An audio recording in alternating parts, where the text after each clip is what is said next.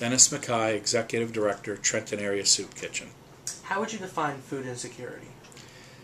I hate that phrase. First of all, let me say that. So my first definition of it is it's a political attempt to try to make hunger sound less, I guess, less severe as it is, or to soften the blow. But food insecurity is just a political way of saying there's people not getting enough to eat and there's hunger that exists. What do you see what role do you see it playing in this community? Well, it's unfortunately it's a huge role in the Trenton community.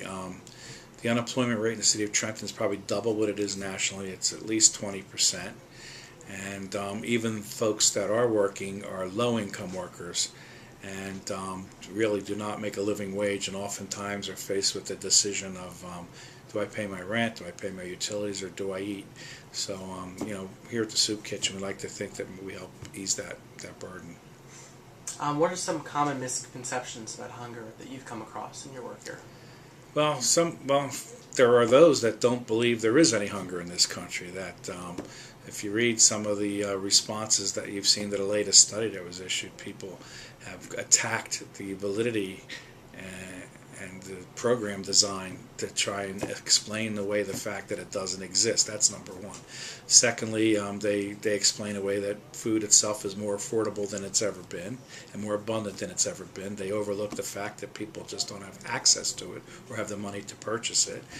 The third thing that you hear folks talk about is, well, they can't be hungry because they're overweight and obese. And again, that overlooks the fact that people that are poor and can't afford healthy food oftentimes eat non-healthy food to get the calorie intake, but they're not necessarily getting enough to eat or healthy foods. What do you think is the best way to fight hunger? The best way to fight poverty, which hunger is a part of, generally speaking, is if people had good education and a good job and were able to earn a living wage. And educate people about nutritious foods and what they can eat, and try to have more access to healthy, nutritious foods. What can one individual person do? One individual person can do a lot. There's a lot of opportunities out there, whether, depending on what their own specific interests are, you can get involved with a food organization and volunteer. You can get out in the community, you can advocate with the community, with their family, with their friends and people, and explain the issue and deal with the stereotypes that are out there is a big thing. You can contribute money, and you can work, and I think it's really important to work with the legislature and to help make sure that the adequate programs are out there to meet the need.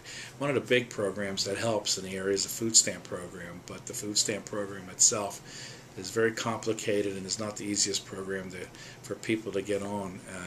And I think maybe if we looked at that and improved access to the food stamp program, it might go a long way in helping.